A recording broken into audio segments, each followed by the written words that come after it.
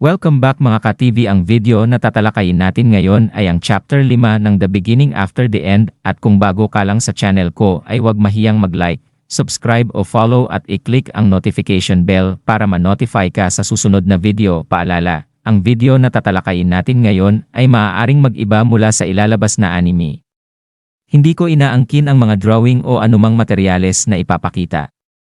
Ang layunin ko ay magpakita ng suporta at magbigay ng impormasyon tungkol dito. Ang lahat ng kredito ay nananatili sa mga orihinal na may-ari. Maraming salamat, matagumpay na nabuo ni Arthur ang kanyang mana core, ngunit bago niya lubos na maunawaan ang kanyang nagawa. Isang trahedya ang naganap, biglang sumabog ang kanilang bahay. Agad na niyakap ni Reynolds, ang kanyang ama, ang kanyang ina na si Alice upang protektahan ito mula sa pagsabog, kahit na siya mismo ay nasugatan. Nang mahimasmasan, biglang napagtanto ni Alice na nasa loob pa rin ng bahay si Arthur. Sa labis na pag-aalala, tinawag niya ito ng paulit-ulit, ngunit bago pa siya makatakbo papasok, nauna nang sumugod si Reynolds.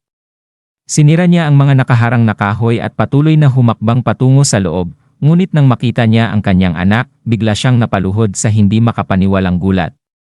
Mabilis namang sumunod si Alice, nag-aalala kung bakit ganoon ang naging reaksyon ng kanyang asawa.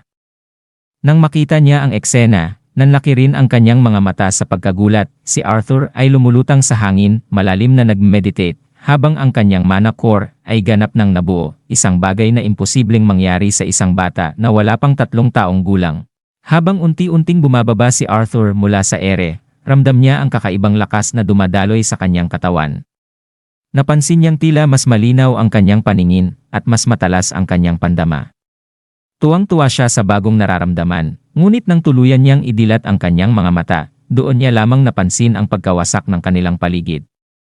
Gulat at litong-lito, agad siyang nagtanong kung sila ba ay inatake, at kung sino ang nangahas na sirain ang tahanan ng isang hari. Sa kabila ng kanyang murang edad, ang kanyang ugali at pananalita ay nagpapakita ng isang hindi pangkaraniwang tiwala sa sarili at lakas na hindi karaniwan sa isang bata matapos ang insidente. Nagbago ng husto ang buhay ni Arthur. Habang muling itinatayo ang kanilang bahay, ginugol niya ang susunod na taon sa pag-aaral ng pagbasa at pagsulat sa ilalim ng mahigpit na paggabay ng kanyang ina. Kasabay nito, sinimulan na rin niyang pag-aralan ang paggamit ng mana augmentation sa tulong ng kanyang ama. Dahil napakaliit pa ng kanyang katawan para sa matinding labanan, nagsimula muna siya sa mga simpleng pisikal na pagsasanay tulad ng pagtakbo, push-ups, at curl-ups upang palakasin ang kanyang pangangatawan. Bagamat mahirap para sa isang batang kasing bata niya, hindi ito naging hadlang kay Arthur, at mabilis siyang umunlad dahil sa kanyang likas na talento at determinasyon.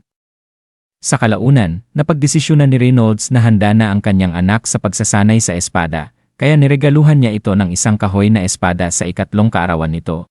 Isang araw, habang abala si Arthur sa pagbabasa, biglang pumasok si Reynolds sa kanyang silid at sinabi na oras na para sa kanyang pagsasanay.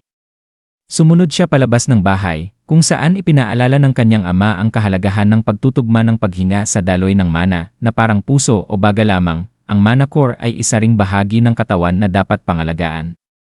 Bagamat tila mahirap unawain ang mga tagubilin, sinubukan ni Arthur na sundan ito habang sinimulan nilang mag-ensayo sa espada. Tulad ng inaasahan, hindi siya pinapahinga ni Reynolds hanggat hindi niya nagagawa ng tama ang ipinapagawa. Sa kabila ng pagod at inis, nagsiksik si Arthur ng lakas at gumamit ng buong puwersa sa kanyang huling pag-atake, na siyang nagpatibag sa mismong espada ng kanyang ama. Namangha si Reynolds, ngunit sa huli, pinayagan niyang bumalik si Arthur sa kanyang pag-aaral. Sa kabila ng matinding pagsasanay, nanatiling determinado si Arthur na maintindihan ang lihim ng mana. Natutunan niya na ang lakas ng isang mahika ay nakabatay sa kulay ng mana core, na nagsisimula bilang itim dahil sa halo ng dugo at iba pang dumi sa katawan. Sa paglipas ng panahon, habang nalilinis ang mga dumi, nagbabago ang kulay nito mula itim, nagiging pula, kahel, dilaw, pilak, at sa huli, puti.